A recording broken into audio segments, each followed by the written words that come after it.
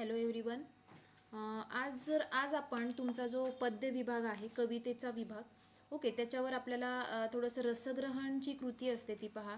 तर ते कशी करायची आहे ते आपण थोडंसं पाहूयात. आणि पद्य विभागामध्ये जो आपला पद्य विभाग असतो दुसरा, तर त्यामध्ये किती मार्क आपल्याला भेटतील किंवा जास्तीत जास्त आपण कसा स्कोअर करू ते थोडंसं यामध्ये आपण डिस्कस करणार आहोत. तर सगळ्या पोयमचे रसग्रहण आपण पाहणार आहोत एक एक करून. तो तुमचा पद्य विभाग असतो हा 16 मार्काचा पहा. तर त्यामध्ये पठित गद्य तुमच्या ज्या पूर्ण टेक्स्टबुक मधल्या पोयम आहेत त्या असतात. तर त्यामध्ये एक पोयम दिली जाते, त्याला आकलन कृती असा एक म्हणजे चौकटी पूर्ण करा, नावे लिहा वगैरे असे काही प्रश्न असतात. तर ते 2 मार्कासाठी असतात. ओके. नंतर अजून आकलन कृतीचाच असतो, तो पण 2 मार्काचा असतो, जसं की एका वाक्यात उत्तर वगैरे असं. नंतर येतं एक कवितेतील दिलेल्या कोणत्याही 2 ओळींचा सरळ अर्थ. ओके. तर तुम्हाला पोयम मधले ज्या ओळी दिल्या जातात त्याचा तुम्हाला एक मिनिंग लिहावा लागतो पहा. तर थोडंसं तुम्ही एक प्रस्तावना कवितेची केली, लेखकाचं नाव वगैरे, कवीचं नाव वगैरे लिहायचं आणि त्या ओळीचा तुम्हाला म्हणजे करता येईल असा एक सरळ अर्थ तुम्हाला 2 ते 3 लाईनमध्ये तुम्हाला त्या कवितेचा करायचा असतो आणि त्याला तुम्हाला 2 मार्क असतात. आणि काव्य सौंदर्य म्हणजे ज्या पोयमच्या म्हणजे लाईन दिलेल्या असतात त्याच्यावरून तुम्हाला काव्य सौंदर्य ही एक कृती सॉल्व करायची असते. तर ही पूर्ण 8 मार्काची कृती असते पहा. ओके. मध्ये नंतर येतं तुम्हाला कवितेवर म्हणजे आधारित कृती येतात. ते पण असं जसं की एका वाक्यात उत्तरे कोणते लिहा किंवा चौकटी पूर्ण करा असा एक प्रश्न असतो पहा. नंतर येतं मध्ये खाली दिलेल्या काव्यपंक्तीचे रसग्रहण करा. तर पाठ्यपुस्तकातील कोणतीही एक कविता दिली जाते आणि ते रसग्रहणास अनुकूल अशा 2 किंवा 4 ओळी ह्या आपल्याला कृतीपत्रिकेत दिल्या जातात. तर जास्त करून 2 ओळी अशा वगैरे दिल्या जातात. तर त्याचं तुम्हाला हे जे 4 मार्काचं रसग्रहण आहे तर ते तुम्हाला पॉईंटमध्ये लिहावं लागतं पहा. आशय सौंदर्य, काव्य सौंदर्य आणि भाषिक वैशिष्ट्ये. ओके. आशयामध्ये मग कवी कवयित्रीचं नाव, विषय, मध्यवर्ती कल्पना हे तुम्हाला लिहावं लागतं.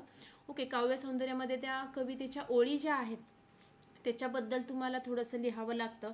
आणि भाषिक वैशिष्ट्यामध्ये काही ग्रामर वगैरे आलं असेल, ओके, अलंकार वगैरे, त्या गोष्टी तुम्हाला तिथं ॲड कराव्या लागतात. तर ह्या जो 4 मार्काचा रसग्रहणाची कृती आहे, ओके, त्यामध्ये तुम्हाला पॉईंटमध्ये आशय सौंदर्य, काव्य सौंदर्य आणि भाषिक वैशिष्ट्ये अशी ही कृती असते. तर ते तुम्हाला सॉल्व करावी लागते. आणि नंतर येतो प्रश्न दुसऱ्यातला कवितेवरील आधारित कृती. यामध्ये तुम्हाला म्हणजे कवितांची नावे दिली जातात 2. तर त्यापैकी तुम्हाला एक कविता सिलेक्ट करायची जी तुम्हाला परफेक्ट येतं.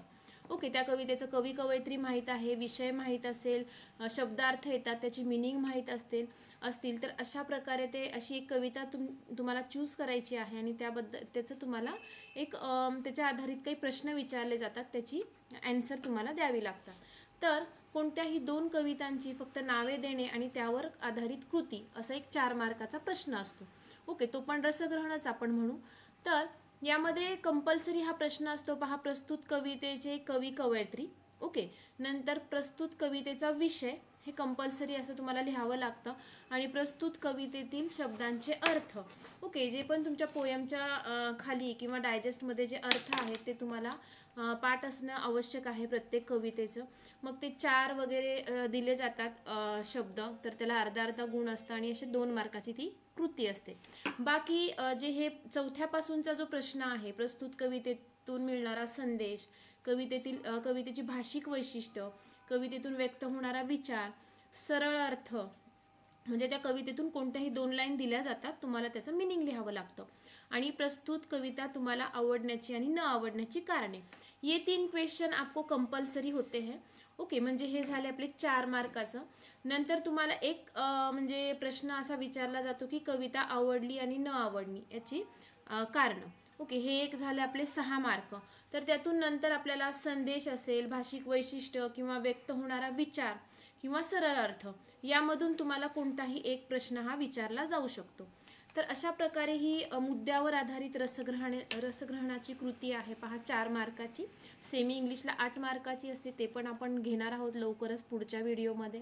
तर आपण एका पोयमचं रसग्रहण आज पाहूयात की कसं लिहायचं आहे. ओके. तर आता ह्या तुमच्या समोर कविता आहेत पहा सेमी इंग्लिशच्या. उत्तम लक्षण एक आहे, वस्तू आहे, आश्वासक चित्र, भरत वाक्य, खोद आणखी थोडेसे, आकाशी झेप घेरे आणि तू झालास मूक समाजाचा नायक. तर आज आपण एक उत्तम लक्षण हे एक पाहूयात की यामध्ये कसं आहे, प्रत्येक पोयममधले जे मुद्दे असतात फक्त कवितेचा सरळ अर्थ सोडून बाकी सगळं एक सेम असतं. ओके, एका पोयमचे सगळे मुद्दे सेम असतात. तर ते थोडंसं तुम्ही जर पाठ केले तर तुम्हाला खूप सोपं असं जाणार आहे. तर आता उत्तम लक्षण हे पहा. आता तुम्हाला कवीचे नाव हे म्हणजे पाठ होणं आवश्यक आहे की संत रामदास आहे, नारायण सूर्याजी ठोसर, यांची रचना आहे ओवी आणि काव्यसंग्रह आहे श्रीदास बोध. तर तुम्हाला फक्त कवीचे नाव एवढं जरी तुम्ही लक्षात ठेवलं तरी 1 मार्क मिळून जातो. ओके, कवितेचा विषय विचारला जातो पहा. तर उत्तम माणसाची लक्षणे किंवा आदर्श व्यक्तीची लक्षणे. ओके, हे तुम्ही फक्त कवितेचा विषय असा पाठ करून ठेवायचा आहे आणि अशा पद्धतीने जर तुम्ही रसग्रहण केलं तर तुम्हाला आउट ऑफ मार्क मिळू शकतात. नंतर आहे यामध्ये स्थायी भाव म्हणजे शांत आणि आदर्श माणसे घडवण्याचा ध्यास, हे या उत्तम लक्षणामध्ये आपल्याला सांगितलेलं आहे. नंतर कवीचे जे लेखन वैशिष्ट्य आहे, तर प्रस्तुत कवितेची रचना ओवी या छंद प्रकारात केली आहे. आपल्याला माहिती आहे ओवी हा छंद प्रकार आहे. तर ओवी हा उच्चारणाला अत्यंत लवचिक असा रचना प्रकार आहे. हा रचना प्रकार आहे तो उच्चारायला एकदम आपला म्हणजे लवचिक आहे व सर्वसामान्यांना समजेल असा आहे. ओके, चुकीचे वर्तन, चांगले वर्तन ह्या दोन्ही बाबी सामर्थ्याने स्पष्ट शब्दात यामध्ये सांगितलेलं आहे. मग दासबोध या कृतीत व्यासंग आणि चिंतन हे समाजाचे व जनहिताचे एक सूक्ष्म असं आकलन आपल्यामध्ये यामध्ये दिसतं आणि सामाजिक जाणीव हे रामदासांच्या कवितेचे ठळक वैशिष्ट्य आहे.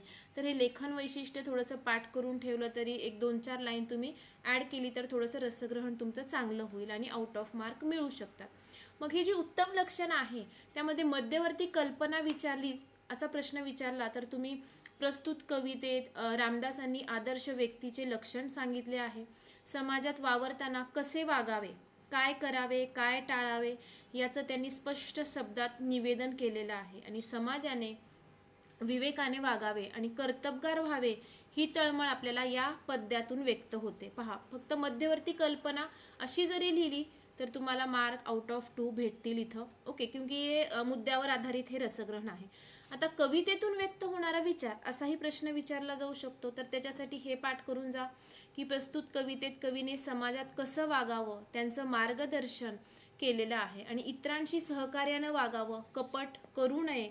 ओके, वाचाळ माणसांना टाळावं, म्हणजे जे भांडणं वगैरे करणारे अशी माणसं आहेत त्यांना टाळा, उपकाराची परतफेड करा आणि उदारपणाने वागा, अशा अनेक गुणांचे आचरण करण्यास संत रामदास हे सांगत आहेत. उत्तम लक्षण यामधून.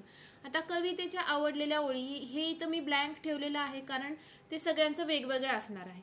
ओके, म्हणजे सगळ्या मुलांना वेगवेगळ्या कोणत्या ओळी आवडल्या असतील तर त्या ओळी तुम्ही आपल्या टाकायच्या आहेत की कोणत्या 2 ओळी तुम्हाला आवडलेल्या आहेत.